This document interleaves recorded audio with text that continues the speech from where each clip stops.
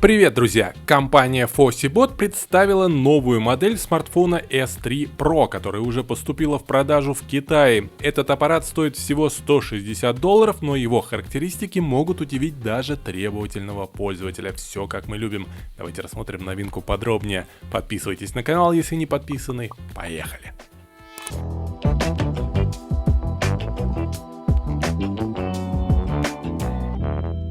Основной экран устройства — это AMOLED-панель с разрешением 2К. Диагональ экрана составляет 6,67 дюйма, а плотность пикселей 394 ppi.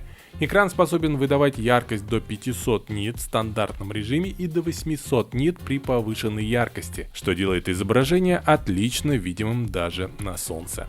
Необычной особенностью модели является второй дисплей на задней панели, который добавляет удобства при использовании камеры. Говоря о камере, основной сенсор здесь на 64 мегапикселя, что вполне себе неплохо.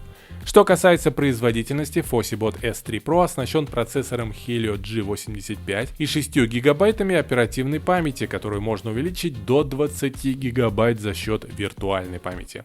Встроенной памяти представлено 128 гигабайт.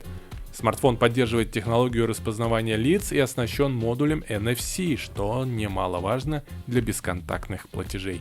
Емкость аккумулятора составляет 5000 мАч, что обеспечивает длительное время работы без подзарядки. Ссылку на новинку оставил в описании под роликом. Напишите в комментариях, как вам новинка, как относитесь к компании FossyBot и смотрели ли предыдущие мои ролики про их новинки.